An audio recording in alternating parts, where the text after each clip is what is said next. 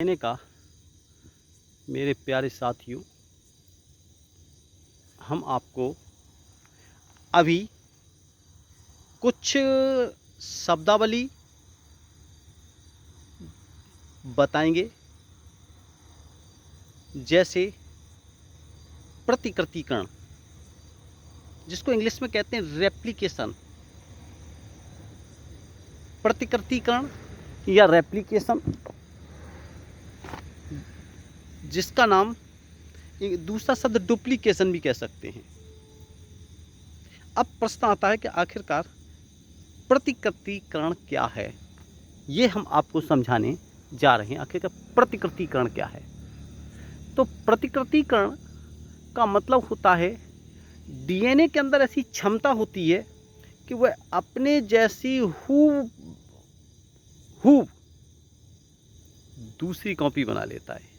एक डीएनए से दो डीएनए बनते हैं और दोनों ही डीएनए हूबहू अपने पेरेंटल डीएनए से बिल्कुल समानता रखते हैं और इस पेरेंटल डीएनए के साथ समानता रखने की प्रक्रिया को हम प्रतिकृतिकरण के नाम से जानते हैं, अर्थात रेप्लिकेशन के नाम से जानते हैं।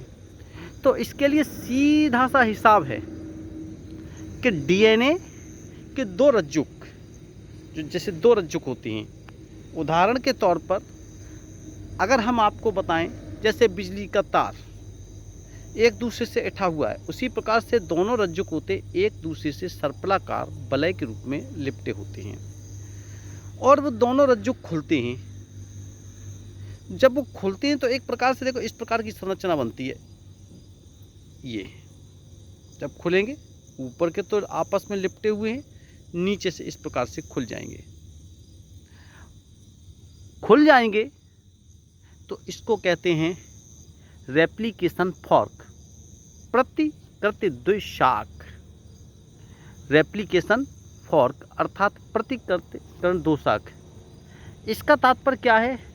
यूकैरियोटिक कोशिकाओं में डीएनए का वह बिंदु जहां से डीएनए दोनों पैतृक रज्जुक एक दूसरे से अलग अलग होते हैं, अर्थात उनके हाइड्रोजन बंध जिनके कारण के दोनों रज्जुकों के क्षार आपस में जुड़े होते हैं और वे रज्जुक एक दूसरे से अलग होकर के, स्वतंत्र होकर के, एक कह सकते हैं इसे अलग बॉन्ड टूटते हैं और दोनों रज्जुक अलग हो जाते हैं और एक उल्टा ऐसे दो डीएनए की है और एक बाई की तरह एक संरचना बन जाती है।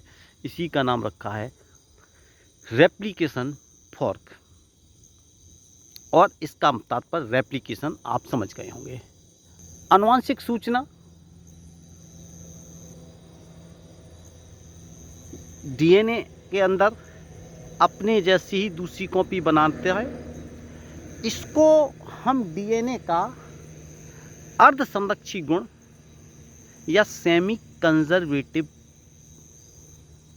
प्रॉपर्टी या इसके द्विगुणन करने का या एक से दो बनने का सेमी कंजर्वेटिव मेथड कहा जाता है। अब आता है कि एक से दो डीएनए जब बनते हैं तो दोनों डीएनए में आनुवंशिक सूचना बिल्कुल हूबहू पेरेंटल कोशिका के समान होती हैं। इसीलिए अमीबा, पैरामीशियम, बहुत से एक कोश की बहुकोश की जंतुओं के अंदर जो आनुवंशिक सूचना होती हैं बिल्कुल पेरेंटल जो है कोशिका के समान हो। डीएनए अपनी जैविक क्रियाओं को संचालित करने के लिए आनुवंशिक सूचनाओं को आरएनए पर कॉपीराइट करता है और आरएनए पर कॉपीराइट करने के बाद उसे आरएनए पर लिखने के बाद, कॉपीराइट का मतलब उन आनुवंशिक सूचनाओं को क्षारों के क्रम में लिखता है और क्षारों के क्रम में लिखने को हम अनुलेखन या नाम दिया गया या ट्रांसक्रिप्शन नाम दिया गया है। अर्थात आरएनए का निर्माण करना ट्रांसक्रिप्शन या अनुलेखन कहलाता है। अब अनुलेखन के बाद आता है, अब कोई डीएनए मैसेंजर आरएनए पर कोई सूचना नोट हो गई है। अब ये मैसेंजर आरएनए पूरी तरीके से अभी भी आनुवंशिक सूचनाओं को सीधे कोशिका द्रव्य में पहुंचकर, जिस प्रकार से हम आपको यहाँ बताना चाहेंगे, जैसे ऐसे हम बता रहे हैं ये कोशिका है, गोल आप मान लीजिए कोशिका अपने हाथ पे बना रहे हैं और बीच में कल्पना करिए केंद्रक है। केंद्रक के अंदर जो भी सूचना मैसेंजर आने पर नोट हो गई, वह मैसेंजर आरएनए का अब प्रसंस्करण होता है। प्रसंस्करण का मतलब, जिसको हिंदी में कहते हैं परिपक्वन भी कह सकते हैं। यह मैसेंजर आरएनए प्रोटीन के रूप में लिखी गई सूचना को पूरी तरीके से, आनुवंशिक सूचना को से प्रोटीन बनाने के लिए तैयार नहीं होता है। उसके अंदर अनावश्यक क्षार का हटना, गलत क्षारों, कोई कमी हुई क्षार का जुड़ना, मैसेंजर आरएनए में पूंछ का बनना, तमाम प्रकार के ऐसे कुछ परिवर्तन होते हैं जिससे मैसेंजर आरएनए केंद्रक से निकलकर कोशिका द्रव्य में पहुंचता है और राइबोसोम से जुड़ता है। तो राइबोसोम से जुड़ने के लिए उसे पहले कुछ परिवर्तन होते हैं और इस परिवर्तन में जो टूट फूट के परिवर्तन होते हैं उसको हम स्प्लाइसिंग का नाम दिया है। स्प्लाइसिंग मैसेंजर आरएनए पर लिखी गई आनुवंशिक सूचना में सभी क्षार प्रोटीन के कोडिंग करने के लिए उपयुक्त नहीं होते हैं। इंट्रॉन उनको कहते हैं जो आनुवंशिक सूचना तो है लेकिन वो किसी प्रकार के प्रोटीन का कोडिंग नहीं करती हैं। उन इंट्रॉन को हटाना, एक्सॉन को आपस में पास पास जोड़ना, जो प्रोटीन का कोडिंग नहीं करती हैं उनको इंट्रॉन कहते हैं, जो करती हैं उनको एक्सॉन कहते हैं। इंट्रॉन को हटाना और एक्सॉन को जोड़ना और उस मैसेंजर आरएनए में पूंछ, हेड इत्यादि का लगना, जिससे कि वह केंद्रक से निकल करके कोशिका द्रव्य में पहुंच सके।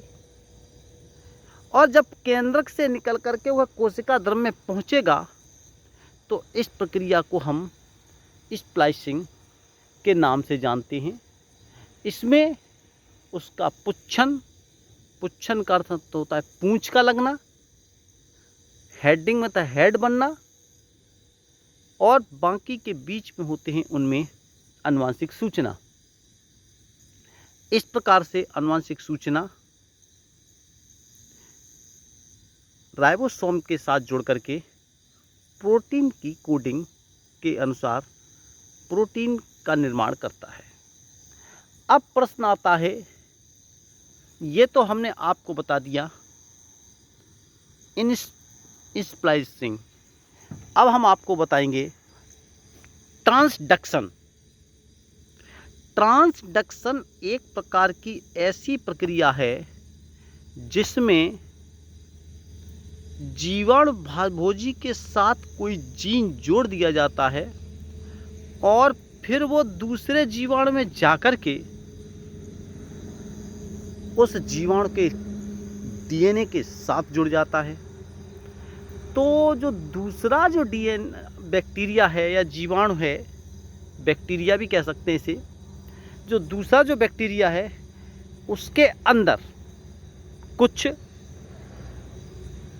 इस प्रकार की आनुवंशिक सूचनाएं जो है पहुंच जाती हैं और एक जीवाणु की आनुवंशिक सूचना दूसरे में पहुंच जाती है।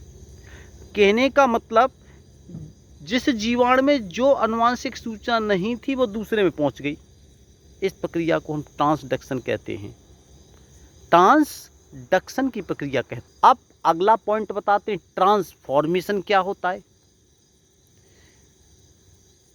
ट्रांसफॉर्मेशन का मतलब यह जीवाणु के द्वारा, ये अक्सर करके जीवाणुओं में अधिकतर होता है, जीवाणु के द्वारा कोशिका के बाहर स्थित, जीवाणु के द्वारा कोशिका के बाहर स्थित आनुवांशिक पदार्थ को ग्रहण कर रूपांतरित हो जाना। बाहर के आनुवांशिक पदार्थ को ग्रहण करके अपने मूल उस आनुवांशिक पदार्थ के अनुरूप अपने को बदल लेना, इस प्रकार की प्रक्रिया ट्रांसफॉर्मेशन कही जाती है। आजकल ईस्ट से जो गन्ने के रस को सिरका में बदलने की प्रक्रिया या डबल रोटी में खमीर उत्पन्न करने की क्रिया, अब पता चला, मान लीजिए किसी ऐसे सूक्ष्म जीव जिसमें वह जीन नहीं है जो आनुवांशिक सूचना, कहने का मतलब है ईस्ट की तरह फर्मेंटेशन अथवा किण्वन कर सके। फर्मेंटेशन का मतलब होता है गन्ने के रस से शराब का बनना, गन्ने के रस से सिरका बनना, ये सभी फर्मेंटेशन प्रोसेस से होता है।